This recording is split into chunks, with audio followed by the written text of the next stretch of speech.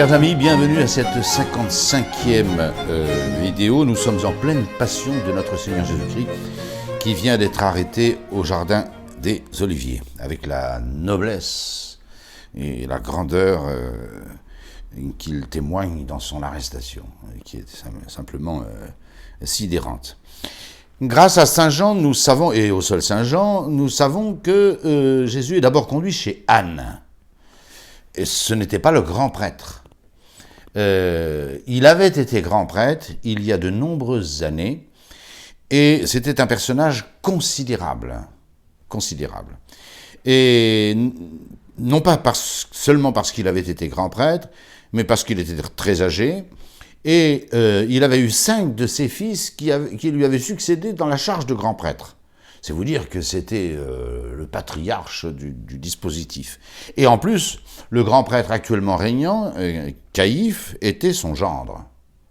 Donc c'était vraiment, j'allais dire, Caïphe et Anne connection dans le Sanhédrin depuis des années, depuis le procureur Valerius Gratus. Ça datait de bien avant Pilate.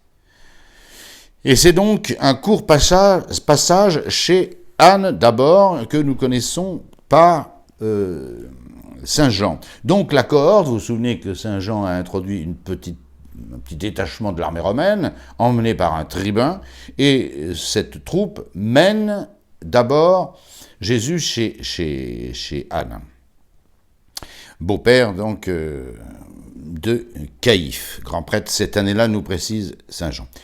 Jésus n'est pas resté longtemps, on peut même dire qu'il est resté très très peu chez Anne.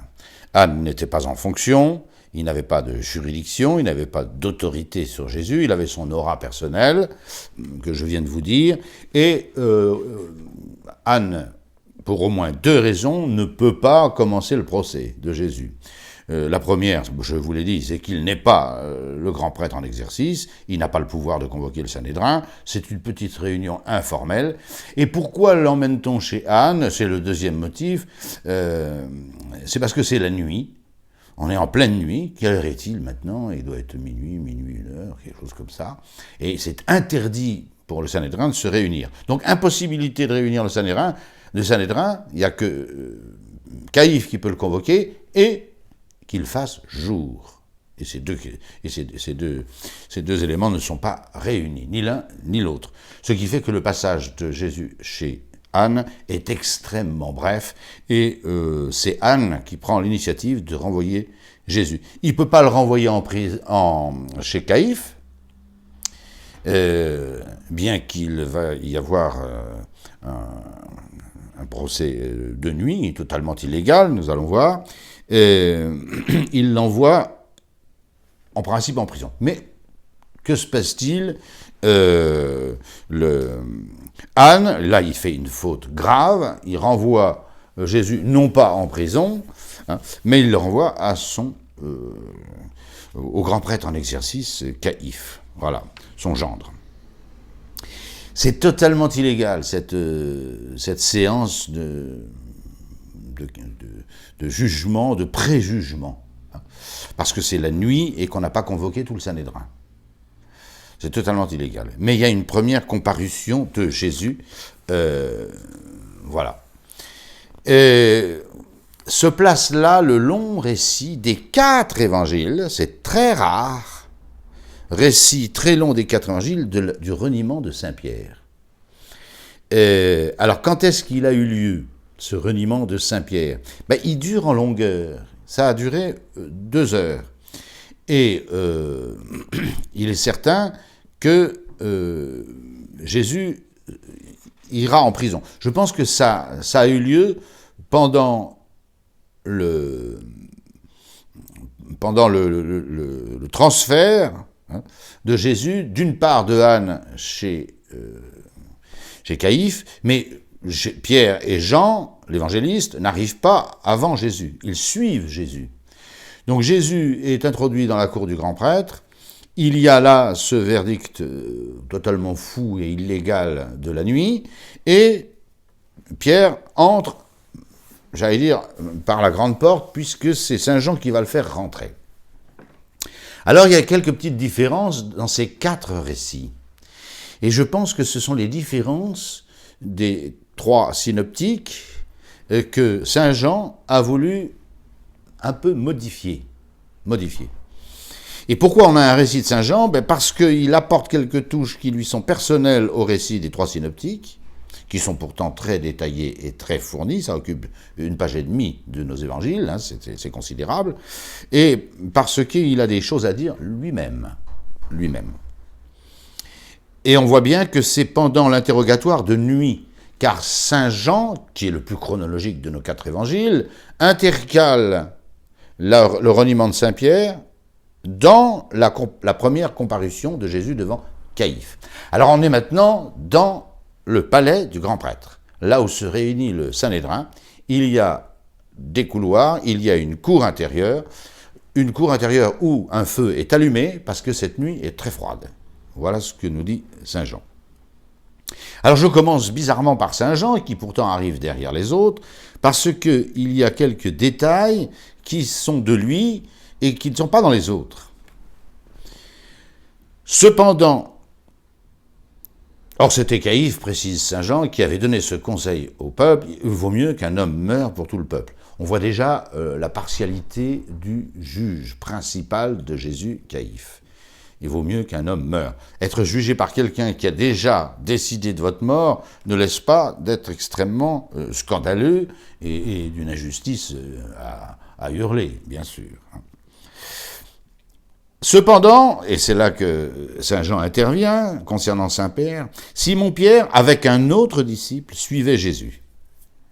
Alors cet autre disciple, nous savons qui c'est lui. Il ne se nomme pas, c'est l'auteur du 4e évangile. Il entra en même temps que Jésus dans la cour du grand prêtre. Mais Pierre se tenait au dehors, parce qu'il y avait certainement une première cour et une deuxième cour. Et pour passer de l'une à l'autre, il fallait être connu. Et il y avait même une portière, va nous dire saint Jean. L'autre, celui qui était connu du grand prêtre, mais Pierre se tenait à la porte, au dehors. Il ne peut pas rentrer, Pierre, parce qu'on ne le connaît pas. Le disciple, l'autre, celui qui était connu du grand prêtre. Donc saint Jean, c'est pour ça qu'il intervient, c'est pour ça qu'il raconte. C'est lui qui a fait rentrer Jésus dans la seconde cour, et donc vraiment parmi le staff, si je puis dire, du Sanhédrin, c'est lui qui fait rentrer. Pourquoi? Eterat notus pontifici. Il était connu du grand prêtre. Je vous renvoie à ma leçon numéro 2, sur la personnalité exceptionnelle de ce disciple que Jésus aimait.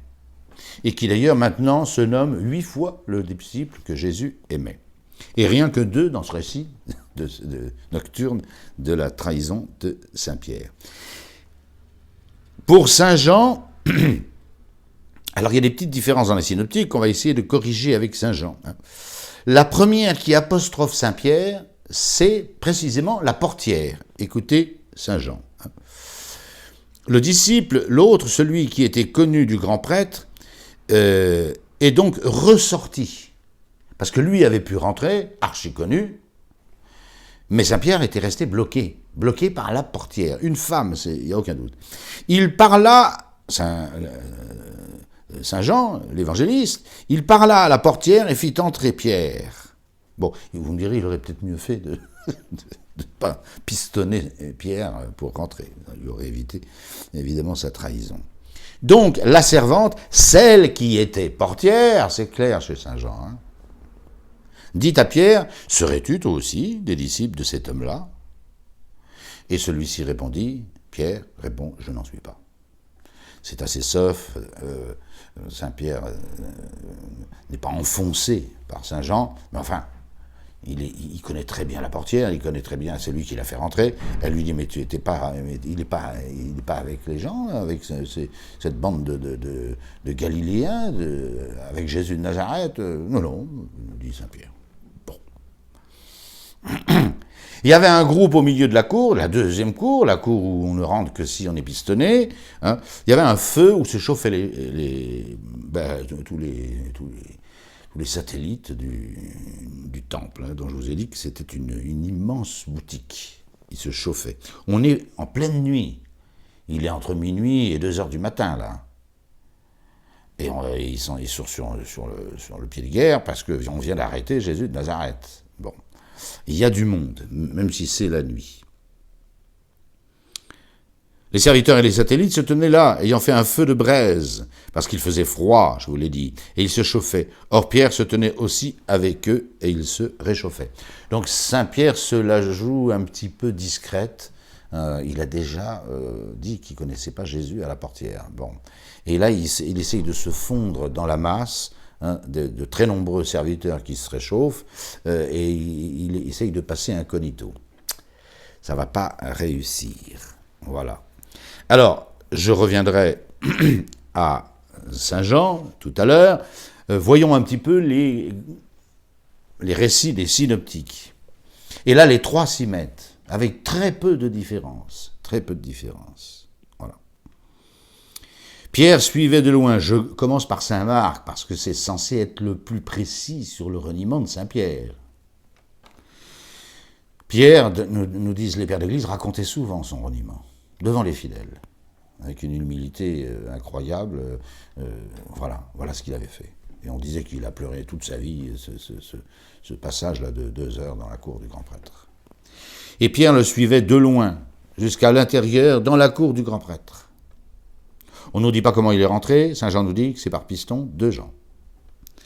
Et il était assis avec les valets, et il se chauffait devant la flamme. Et Pierre, étant en bas, dans la cour, arrive une des servantes du grand prêtre. Donc là, les trois synoptiques sont tout à fait d'accord. La première qui apostrophe Saint-Pierre, c'est une femme. Il n'y a aucun doute. Parce que là, les 4 évangélistes sont unanimes. Une femme dit Saint Marc, une servante, voilà pour Saint Luc, et une servante pour Saint Matthieu. Elle s'approche de lui, or on sait qui est cette servante. C'est la portière de la cour du grand prêtre. Elle a donc vu Jésus passer sous son nez. Mais après, elle s'avance et se dit, mais attends, j'ai fait rentrer un Galiléen, là, et donc un disciple de ce Nazaréen, comme on appelle Jésus en le méprisant, Nazaréen. Vous allez voir. C'est donc une femme qui apostrophe Saint-Pierre. Sans doute une femme qui avait une fonction importante dans le dispositif, mais une simple femme, et toute seule. Saint-Pierre aurait pu répondre, oui, je suis disciple, et même apôtre de Jésus de Nazareth. Voilà. Et Jésus n'est pas encore condamné, Jésus n'est pas un criminel, Jésus n'est pas... Voilà. Elle le regarda attentivement, Saint Marc. Elle dit, mais toi aussi, tu étais avec le Nazaréen Jésus, le Nazaréen Jésus. C'est très méprisant. Ce sera sur la croix. Jesus Nazarenus. Jésus de Nazareth. Voilà. Appeler quelqu'un en disant, je ne sais pas, par le nom de sa ville, c'est très désagréable. C'est très péjoratif. À la limite, si on dit le Parigot, ou si, mais si vous dites le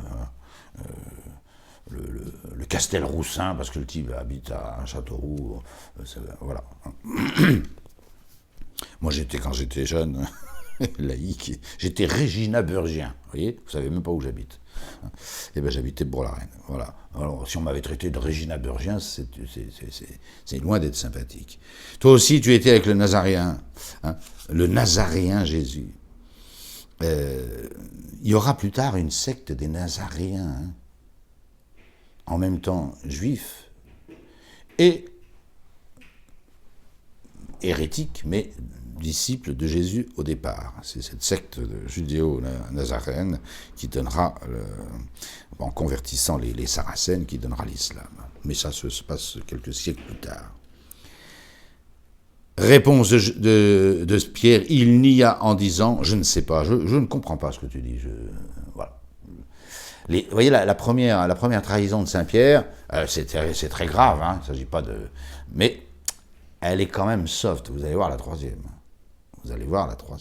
On a peine à croire que Pierre ait pu se laisser aller, voilà.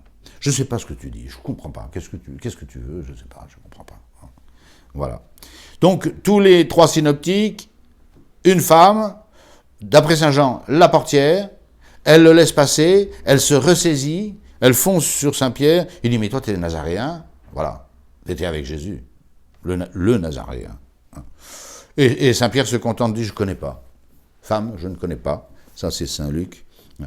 Je ne comprends pas ce que tu dis, Saint Marc. Et Saint Matthieu, je ne sais pas ce que tu dis. Ensuite, deuxième étape. Quelque temps après, peu après, les 2 premières trahisons sont assez groupées. L'autre, c'est plus d'1 heure après. Alors ça, c'est dans tous les... Il alla vers le dehors, au vestibule, et un coq chanta. Saint Marc est le seul à préciser que Jésus a d'abord dit que le coq chanterait 2 fois, et quand il l'aura renié 3 fois, et le seul qui fait chanter 2 fois le coq, c'est Saint Pierre. Enfin, c'est Saint Marc par la bouche de Saint Pierre. Et la servante, le voyant, recommença à dire. Alors, d'après Saint Marc, non seulement la deuxième apostrophe est d'une femme, mais la même femme que le premier reniement. Et elle commença à dire, c'est une pipelette. À ceux qui étaient présents, celui-là aussi est d'entre eux. Mais il n'y est encore. Donc il est clair pour saint Marc que le deuxième reniement de Saint Pierre, c'est la même femme et donc la portière. Un autre dit, ou on peut espérer une autre. Je pense que c'est encore une femme. En tous les cas, pour saint Matthieu, c'est une femme. Une autre le vit, mais c'est une autre. Tandis que d'après saint Marc, il semble que ce soit la même, une teigneuse. Elle ne veut pas lâcher Jésus. Même phrase. Celui-là, dit-elle à tous ceux qui étaient... Alors elle le dit à la cantonade maintenant. La première fois, c'est direct. La femme, Saint-Pierre. Là, c'est à la cantonade. Elle prévient les autres. Celui-là est l'un d'eux. Toi aussi, tu es l'un d'eux. Mais elle le dit devant tout le monde cette fois-ci. Et elle dit à ceux qui sont présents, Matthieu. Elle commence à faire une...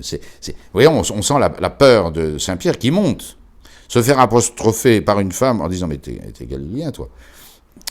C'est très gênant, c'est pas une raison pour trahir, mais enfin, ça reste encore incognito. Et d'ailleurs, il y a eu une période d'incognito, Saint-Pierre qui se chauffe auprès du feu, et on lui fiche la paix. Là, cette fois-ci, la femme, car c'est encore une femme, est la même, très probablement, non seulement dit que Jésus, que Saint-Pierre est galiléen et nazaréen, le disciple de Jésus de Nazareth, mais elle le dit à la cantonade. Alors là, Saint-Pierre a une frousse terrible. Est-ce qu'il ne va pas se faire condamner avec le Christ? Voilà. Il n'y a encore... Alors, version relativement soft de Marc et de Luc, surtout de Luc, il niait encore, dit Marc. Saint Luc, mais Pierre dit, homme, je n'en suis pas. Non, je ne suis pas de la troupe de Jésus. Voilà. Attention, Saint Matthieu, il n'y a encore avec serment. Alors, un serment, c'est de prendre Dieu à témoin des paroles, de la vérité des paroles qu'on dit. Voilà ce que c'est qu'un serment. Le mot jurer en français a 2 significations totalement distinctes. C'est d'ailleurs bizarre. Le premier sens, j'allais dire juridique de ce mot jurer, c'est de faire un serment.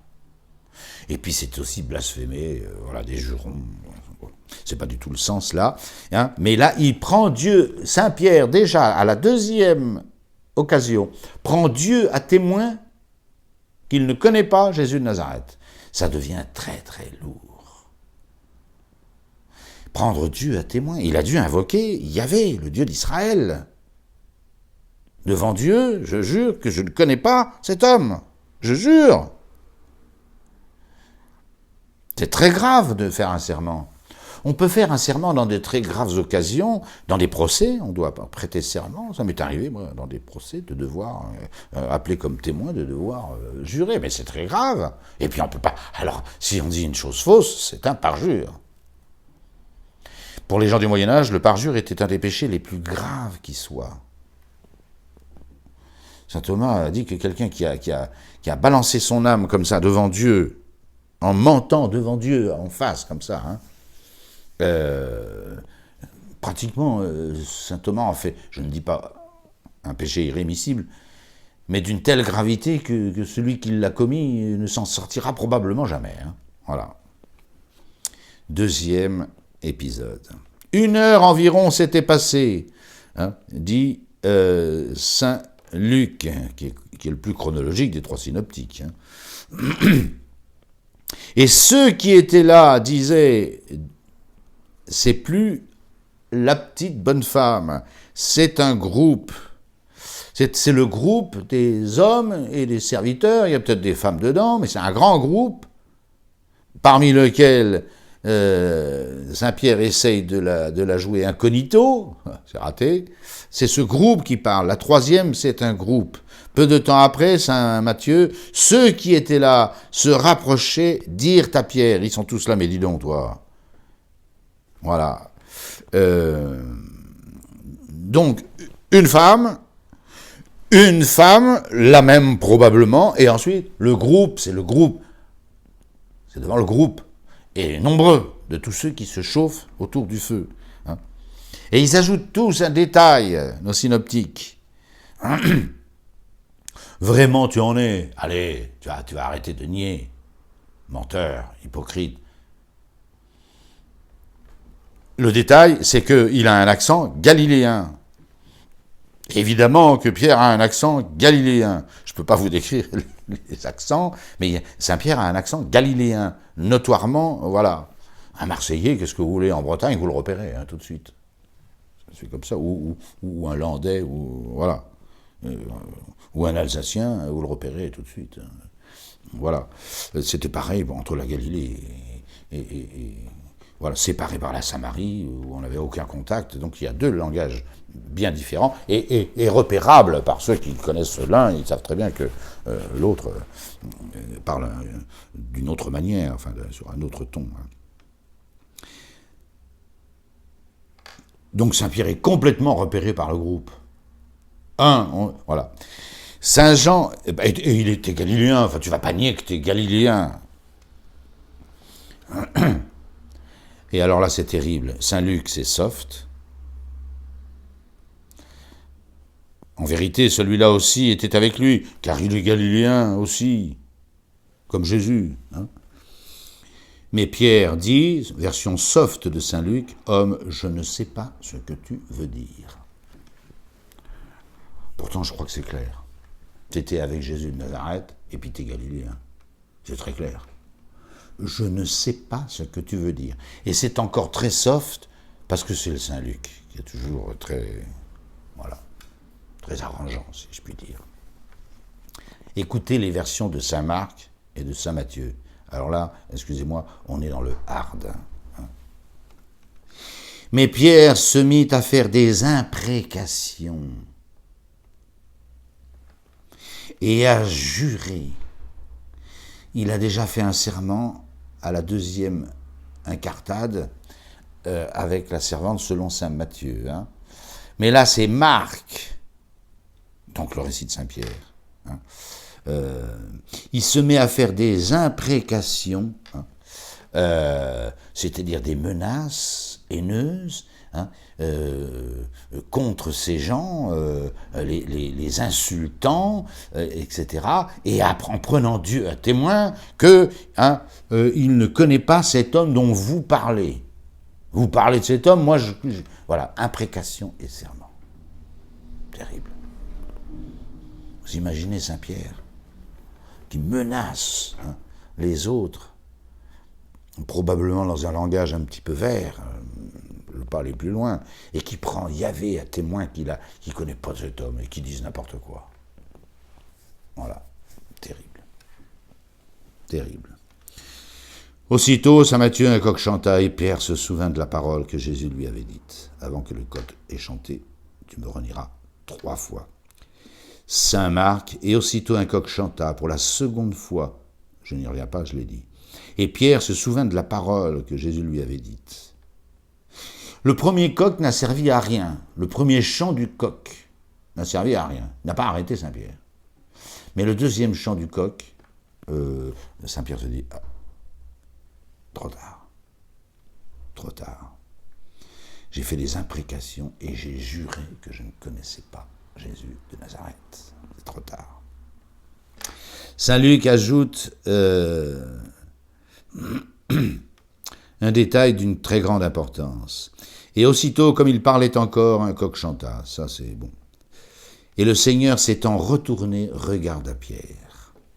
Donc, Jésus est déplacé d'un endroit à l'autre et il emprunte un peu la cour du grand prêtre. Voilà. Je pense qu'il s'agit évidemment que Jésus sort de son premier procès nocturne auprès de Caïphe. D'abord, on est chez Caïphe, il ne s'agit pas d'Anne. La maison d'Anne, c'était très rapide et au tout début de la nuit, dès qu'on arrive de Gethsémani. On est dans la cour du vrai grand prêtre, du prêtre, voilà. Et il n'y a qu'une séance de nuit. Il y aura une autre séance, on y arrive, de jour, parce que celle de nuit était totalement illégale. Et tout le monde ne se déplace pas la nuit, donc deux fois illégal, à cause de la nuit et à cause de ce que le Sanhédrin n'est pas au complet. Il n'a pas été convoqué dans son... Voilà. C'est donc quand, après le premier procès nocturne, bâclé et scandaleux, que Jésus est transporté dans un cachot. Et donc là, il traverse la cour du grand prêtre, où se trouve Pierre qui vient de le renier pour la 3e fois. Ce détail est capital, et c'est tout à fait Saint Luc. Saint Luc. Jésus n'a pas dit un mot. Il sort d'une séance terrible, on va le voir, hein, et il va au cachot où il va subir toutes sortes d'avanies dans ce cachot. Nous y arrivons. Et leurs regards se croisent. Et Pierre se souvient de la parole que Jésus lui avait dite, Saint Luc, avant que le coq ait chanté, aujourd'hui tu me renieras 3 fois. Et étant sorti, là, Pierre quitte la cour du grand prêtre. Il n'est pas arrêté. On ne met pas la main sur lui en disant « Attends, mais ça... » Mais en tous les cas, il quitte et il sort et il se mit à pleurer. Enfin, à pleurer amèrement. Ce mot amer est très bien trouvé. Hein. Il pleure amèrement. Amèrement. C'est-à-dire qu'il est désespéré de ce qu'il vient de faire. À raison même de l'amour qu'il porte à son maître. Vous voyez, c'est du chagrin, c'est des larmes amères. Mais qu'est-ce que j'ai fait? Tu te prends pour un moins que rien, quoi, pour un malotru. T'es vraiment lamentable. T'es vraiment un pauvre type, quoi. Un pauvre type. Et puis voilà, peureux. Enfin, voyez, imaginez tout ce que Saint-Pierre a pu accumuler, hein, sur lui. C'est ça qui le fait pleurer amèrement. Amèrement. Hein. Il a dû pleurer comme une petite fille, mais qu'est-ce que j'ai fait, hein. Et tout ça parce qu'il aimait le Christ. Voilà. Saint-Pierre. Je vous l'ai déjà dit, il racontera ça toute sa vie. Et puis c'est quand même très encourageant pour nous, hein, que le premier pape, celui qui aimait le plus le Christ, c'est une évidence d'après tout l'Évangile. Hein. Même si Jésus avait un disciple qu'il préférait, c'est dans l'Évangile aussi, celui qui aimait le plus le Christ, c'est évidemment Saint-Pierre. Et c'est d'ailleurs pour cette raison que Saint-Pierre l'avait choisi. Et c'est comme ça qu'il le confirmera après, par 3 fois, 3 partout, qu'il le confirmera le soir de la résurrection, Pierre m'aimes-tu? Et Pierre m'aimes-tu plus que ceci? Et quand Jésus dit mais oui, je vous aime, et d'un air de dire plus que les autres, ben c'est vrai. Puisque Jésus lui répondra par 3 fois, alors si tu m'aimes plus que les autres, c'est toi qui pèteras mes brebis. Voilà. Qui pèsera mes brebis, pardon.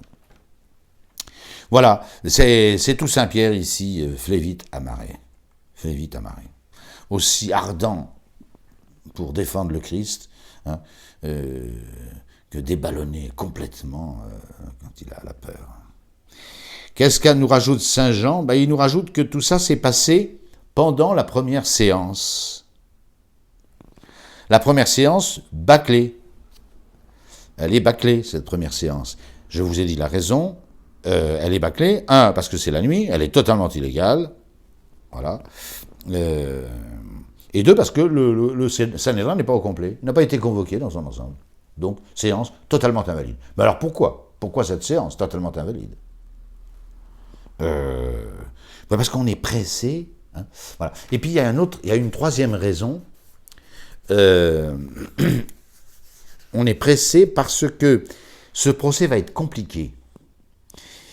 Ils veulent condamner Jésus à mort, mais ils ne peuvent pas le condamner à mort. Du moins, ils peuvent prononcer une sentence de mort, c'est ce qu'ils vont faire, mais ils ne peuvent pas l'exécuter.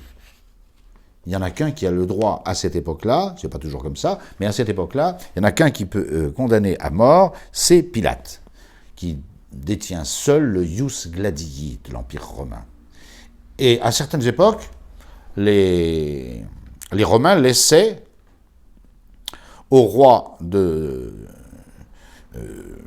Judée, ou de Galilée, parce qu'il n'y avait pas de roi en Judée, c'est la Galilée, donc Hérode du temps de Jésus, hein, Hérode Agrippa, son successeur, voilà, Hérode le Grand, son prédécesseur, c'est tous des Hérodes, hein, c'est pour ça que c'est un petit peu compliqué de s'y retrouver. Vous avez Hérode le Grand, les saints innocents, la naissance du Christ, vous avez Hérode Antipas, celui-là, qui règne en ce moment, et qui va se jouer de Jésus, et puis son successeur, Hérode Agrippa, c'est lui qui aura récupéré le ius gladii. Il fait condamner à mort et il exécute Jacques le majeur, c'est-à-dire l'aîné des deux fils de Zébédée. Voilà. Parce qu'il a le pouvoir de mettre à mort. Là, ils ne l'ont pas. Ils ne l'ont pas.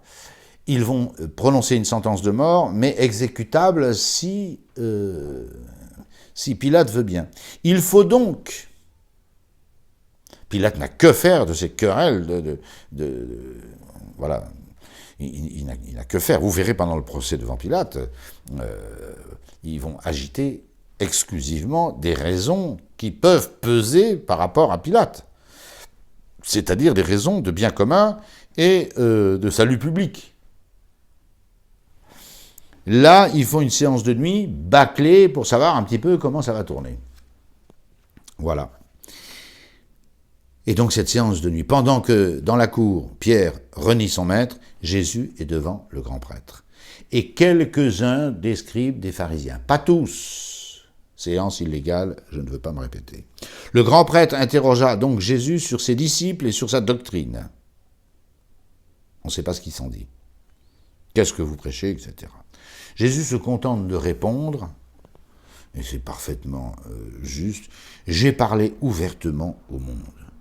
J'ai toujours enseigné dans les synagogues.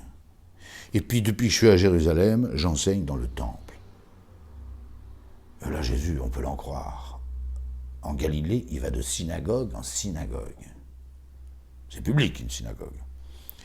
Sans doute, il donnait quelques explications en privé pour expliquer à ses apôtres, pour expliquer le sens de certains de ses propos en public, mais l'enseignement majeur, continuel de Jésus est public, y compris quand c'est pas dans une synagogue ou dans le temple.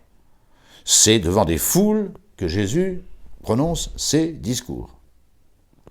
Donc tout l'enseignement de Jésus est archi connu, ou en tous les cas archi connaissable.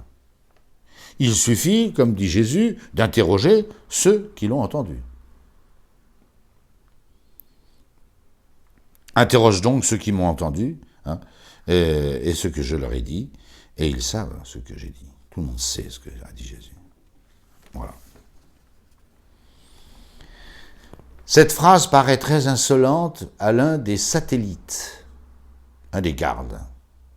Voilà, dans tout tribunal, il y a des huissiers, des portiers, etc. Il y a même des gendarmes, bien souvent, quand l'homme est un peu dangereux, etc., etc., etc. Entendant ça,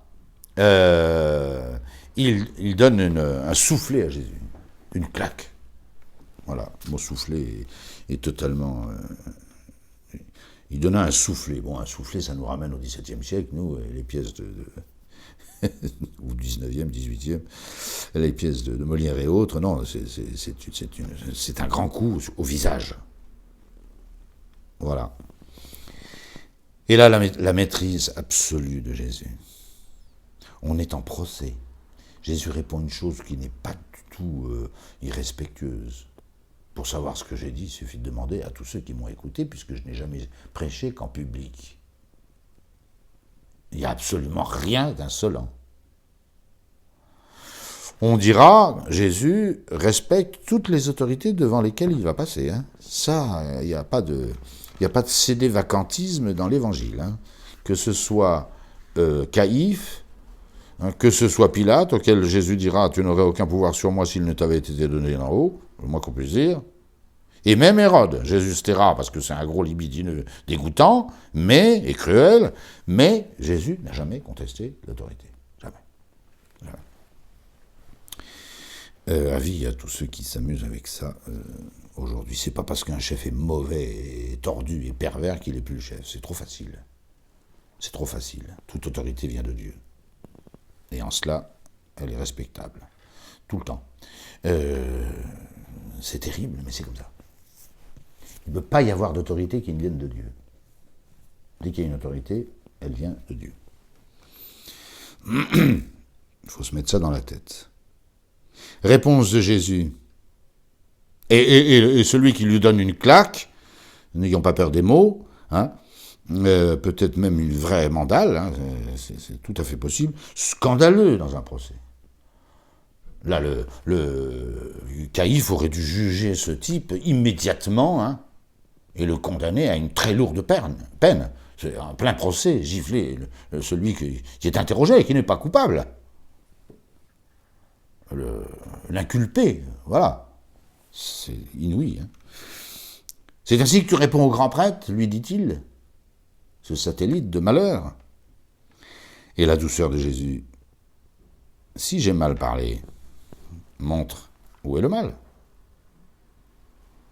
Et si j'ai bien parlé, pourquoi me frappes-tu? Certainement des paroles prononcées avec une douceur illimitée, je pense. Mais Jésus, et d'ailleurs on va le voir tout de suite, Jésus souffre sa passion et il ne fera rien, absolument rien, pour éviter contre lui une humiliation, pour détourner un châtiment ou une injustice ou une moquerie. Et jamais. Il ne le fera pas. Parce que lui, il sait où il va. Si je puis dire, il est là pour ça. Il est là pour ça. Et Saint Jean abrège ce récit, voilà, avec la troisième, mais je ne vais pas le répéter, avec le troisième reniement de Saint-Pierre. Donc vous voyez bien que le reniement de Saint-Pierre, c'est pendant le premier procès de nuit de Caïphe. Jésus est devant le Sanhédrin, ou l'embryon du Sanhédrin, et Saint-Pierre est en train de renier, voilà. Et c'est quand il sort du Sanhédrin, de la salle du conseil, même si tout le conseil n'était pas là, que le regard de Jésus et celui de Saint-Pierre se croisent. Et que Saint-Pierre sort cette fois-ci. Hein, on ne le reverra plus dans la Passion, Saint-Pierre. On le reverra. Là, ça s'arrête. Il faudra attendre la résurrection pour retrouver Saint-Pierre. Disparu. Il ne sera pas au pied de la croix. Hein, voilà. On le retrouve quand Sainte-Marie... On va retrouver Saint-Pierre quand Sainte-Marie-Madeleine ira lui annoncer que le tombeau est vide. Exit Saint-Pierre, et flévit à marée, hein, et il se mit à pleurer amèrement. Un petit détail quand même intéressant chez Saint Jean, lors de la troisième trahison de Saint-Pierre, eh bien, il nous donne encore, non pas un nom, mais un personnage. Or, Simon-Pierre se tenait là, troisième reniement, j'allais oublier ce détail, et il se chauffait, mais ça je l'ai déjà dit, comme les synoptiques. Et on lui dit, mais serais-tu aussi toi serais-tu toi aussi de ses disciples? Il le nia et dit, mais je n'en suis pas. Il y a presque 4 interventions, 3 reniements, mais peut-être 4. un des serviteurs du grand prêtre. Alors c'est pas un groupe là. Et regardez si Saint Jean connaît bien le personnel. Un des serviteurs du grand prêtre, parent de celui dont Pierre avait coupé l'oreille, de Malchus autrement dit, puisque ça on sait son nom, toujours par Saint Jean. Donc c'est le frère de Malchus qui apostrophe encore Jésus. Est-ce une quatrième? Je pense qu'il fait partie du groupe. La troisième trahison de Saint Pierre est inaugurée par un mouvement de groupe. Et dans ce groupe, je ne sais pas s'il y a Malchus, mais il y a le frère de Malchus. Et c'est lui qui prend la parole en disant, mais dis donc, hein, je t'ai pas vu dans le jardin au moment de l'arrestation. Et pourquoi le frère de Malchus est le seul à parler de l'arrestation? Parce qu'il a été marqué par un événement, c'est que son frangin s'est fait couper l'oreille droite. Ça l'a marqué. Hein. C'est donc le frère de Malchus qui essaye de se venger de Pierre. C'est Pierre qui a coupé l'oreille droite de son frère.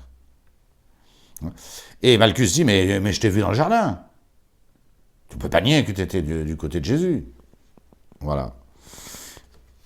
Est-ce que ça fait un quatrième reniement? Non. Parce que le troisième est inauguré par...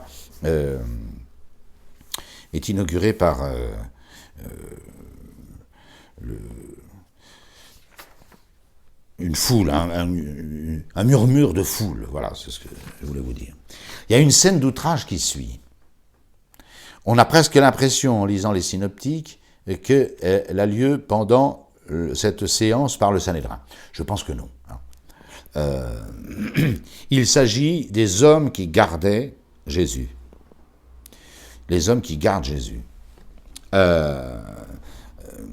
Alors Saint Marc, c'est assez flou, et ça se passe pendant le reniement de Saint Pierre. Mais au moment où voilà, Jésus peut-être arrive dans la cour du grand prêtre, et il est sous haute surveillance, attrapez-le et tenez-le, cahoté avec prudence, ne le lâchez pas.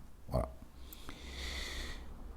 Quelques-uns se mirent à cracher sur lui, Saint Marc, à lui couvrir la face et à le souffleter et à lui dire « prophétise ».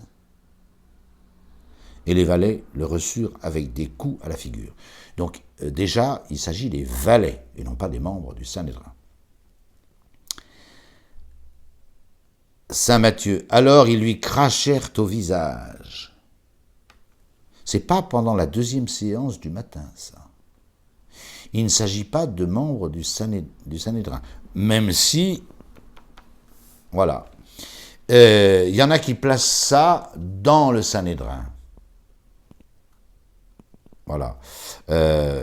C'était dans la séance du matin, c'est-à-dire dans le procès officiel de Jésus. Je ne pense pas. Pourquoi? Parce que déjà, saint Marc nous parle des valets. Il ne s'agit pas des membres du Sanhédrin. Et puis, plus précis encore, saint Luc, les hommes qui le gardaient se jouaient de lui. C'est donc de la valtaille. C'est des employés du temple, c'est des gardiens du temple, c'est du personnel du temple. Voilà. Il n'y a pas de Romains là. Il n'y a plus de Romains. Ils ont emmené, ils ont laissé très probablement Jésus, ils ont décramponné au moment de l'arrivée chez Anne. Et les hommes qui gardaient Jésus, donc c'est vraiment la valtaille du Sanhédrin. Et les hommes qui le gardaient se jouaient de lui, le battant. Et l'ayant couvert d'un voile, il l'interrogeait en disant « Prophétise, dis-nous qui t'a frappé. » Alors ça, c'est typique des foules. La foule, on peut raisonner un homme en disant « t'es injuste, t'es une crapule, t'es une ordure ». Une foule en délire, vous ne pouvez plus l'arrêter. Un phénomène de surenchère qui se produit. Quel intérêt ont ces valets de se moquer de Jésus, de le frapper et de l'humilier. Parce que c'est très... prophète, Jésus de Nazareth, prophète, Ah bah ici, il est prophète, il va nous dire qu'il frappe. Alors on lui met un voile sur la tête, il ne voit donc plus rien. On le frappe et il doit donner le nom de celui qui l'a frappé. Inouï. Avec des coups à la figure. Et puis cette humiliation, hein. Prophétise-nous, dis-nous qui t'a frappé. Je pense que c'est pas pendant le Sanhédrin. Parce que le Sanhédrin, dans une scène comme ça, aurait été complètement disqualifié. C'est les valets, c'est les gardes du temple. Saint Luc ajoute un petit détail que comprendront ceux qui ont fait leur service militaire, et pas les autres. Or, je fais partie de ceux qui ont fait le service militaire. Je relis Saint Luc. Il a une partie commune avec Saint Marc et Saint Matthieu. Les hommes qui le gardaient, Jésus, se jouaient de lui, en le battant. L'ayant couvert d'un voile, il l'interrogeait en disant « Prophétise, dis-nous qui t'a frappé. » Et Saint Jean ajoute cette petite phrase « Et il proférait contre lui beaucoup d'autres injures. » Alors, ça c'est pas rapporté ni par Saint Marc, ni par Saint Matthieu. Il proférait, j'ai longtemps réfléchi sur cette phrase, puis je me suis souvenu de mon service militaire. Dès que vous laissez des bidasses sans surveillance, de quoi parle-t-il? D'obscénité. D'obscénité. D'histoire sordide. Je ne vais pas rentrer dans les détails, et puis si l'Évangile ne l'a pas dit, c'est parce que ça n'est pas répétable. Pourquoi Saint Luc nous fait cette petite phrase? Il proférait contre lui beaucoup d'autres injures. Beaucoup d'autres injures, vous avez entendu? Or, c'est la valtaille, c'est pas des soldats de l'armée romaine, d'accord, mais c'est des gardes, hein. C'est des gardes. Or, on sait que dès qu'on laisse des gardes se laisser aller à leur turpitude, qu'est-ce qu'ils racontent? Des obscénités. Et l'Évangile n'a pas raconté ces obscénités. Mais je suis persuadé que c'est comme ça. Les officiers qui m'écoutent, s'il y en a, le savent très bien. Dès qu'ils laissent leurs hommes laisser à eux, ils parlent que de filles et de saleté. Voilà de quoi ils parlent. C'est une évidence. Et l'Évangile, Eloquia casta, dit le psaume. La parole de Dieu, elle est chaste. Eloquia Domini, Eloquia Dei casta. Elle est chaste. L'Évangile est chaste. Il ne fait que à peine allusion à la turpitude. Il ne nomme pas, comme dira saint Paul plus tard, nec nominetur in vobis, que toutes ces choses-là, sales, qu'il n'en soit pas même question parmi vous. On n'en parle pas. Voilà. Parce qu'on se salit. On se salit. Alors vous comprenez, quand vous savez ça, que dès que vous laissez 5-10 bidas, soldats, ensemble, et qu'il n'y a pas un officier ou un sous-officier pour les tenir, de quoi ils parlent? De saleté, de leur prouesse pécamineuse tous azimuts. Voilà de quoi ils parlent. Et dans un langage d'une grossièreté à faire rougir. Et il proférait contre lui beaucoup d'autres injures. Voilà. Mais seulement l'Évangile ne nous les a pas dites, parce qu'elles ne sont pas répétables. Mais les soldats savent très bien de quoi il s'agit. Voilà, soldats, gendarmerie, policiers, voilà. Mais il y a des gens bien là-dedans, c'est pas une question. Mais quand vous laissez un homme de troupe seul, voilà de quoi il parle. Moi, j'ai fait mon service militaire. Il y a des gens qui ont un certain âge qui m'écoutent. Les hommes qui ont fait leur service militaire, ils savent très bien que c'est comme ça. Ils savent très bien que c'est comme ça. Et il proférait contre lui beaucoup d'autres injures. Alors, je ne vais pas commencer le vrai procès de Jésus. On le verra la fois prochaine. Dès le petit matin, il faut réunir le Sanhédrin. Mais cette fois-ci, c'est légal, il fait jour. Vous ne pouvez pas juger la nuit. 2, il est convoqué dans tout son ensemble. Et on va nous énumérer les 3 catégories présentes et convoquées par le grand prêtre, présentes à ce tribunal. Le conseil des anciens, les prêtres et les scribes. Scribes et pharisiens, ça coïncide presque. Bon, je ne dis pas que tout scribe est pharisien, mais comment les pharisiens avaient-ils investi à ce point le Sanhédrin? Ben, pas parce qu'ils étaient prêtres, parce qu'on ne choisit pas d'être prêtre. On est prêtre parce qu'on est de la famille d'Aaron. Donc on ne peut pas faire jouer des coudes. Si, on peut être prêtre sans faire partie du Sanhédrin. On peut donc jouer des coudes pour être dans le Sanhédrin, nommé par les copains de copains, et le grand prêtre à sa tête. Bon, très bien. Les anciens étaient en principe désignés par les grandes familles d'Israël. Là où on peut magouiller, c'est au niveau des scribes. Les docteurs de la loi et les scribes. Alors là, c'était truffé de pharisiens. Et Caïphe va faire bien attention de convoquer tout ce petit monde sans exception. Ce qui veut dire que dans cette assemblée qui va condamner Jésus à mort, il y a les prêtres, il y a les scribes, il y a les pharisiens, il y a les anciens du peuple, mais il y a aussi des braves gens. Il y a aussi Joseph d'Arimathie qui fait partie du conseil. Il y a Nicodème qui est là. Ces gens-là ont assisté à la condamnation à mort du Christ. Mais même chose, quand vous avez un groupe comme ça, emmené par un fou furieux, qui a déjà prononcé qu'il fallait que Jésus meure, eh bien, et que toutes ces charges du Sanhédrin étaient par cooptation et par décision du grand prêtre cette année-là, vous comprenez que si tu dis un mot, voilà. Déjà, tous les Israélites, nous l'avons vu dans les passages précédents, étaient menacés d'être excommuniés de la synagogue s'ils affichaient quelque sympathie pour Jésus. Alors vous imaginez que mais c'est comme ça que ça marche encore, dans ces hautes sphères du pouvoir d'Israël, quand le grand prêtre a donné le politiquement correct, comme on fait aujourd'hui, il s'agit de s'aligner. Et le seul moyen de n'être pas complice de ce genre d'assemblée, c'est de ne pas y figurer. C'est triste à dire, On me dirait, mais on dit il faut s'engager en politique. Ouais, mais pas au prix de trahison et de choses comme ça. Alors je ne veux pas enfoncer les quelques membres du Sanhédrin. On nous dira d'ailleurs que Joseph d'Arimathie n'avait pas acquiescé au dessein de perdre Jésus. Bon, voilà, au fort interne, ils ont même été sans doute scandalisés, peinés, désarçonnés, tout ce que vous voulez. Mais enfin, une assemblée qui fait un procès au sommet.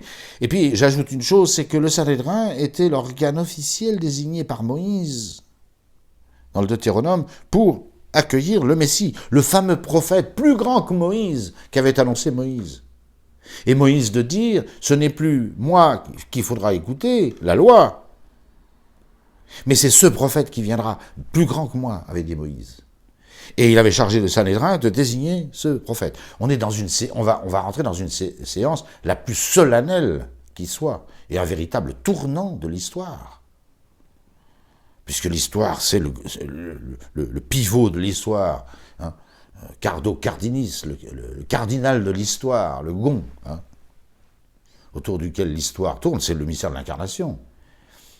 Et ce mystère de l'incarnation, Jésus venu dans la chair, il appartient au Sanhédrin de désigner officiellement ce cadeau de Dieu. Alors, on va voir ce qu'ils vont en faire.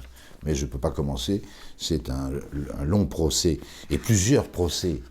Il y a 2 procès de Jésus, celui du matin, là, qui est un vrai procès, lui, en bonne et due forme, et puis le procès de Pilate, qui n'est pas moins glorieux pour les autorités civiles que pour les autorités religieuses. Je vous remercie.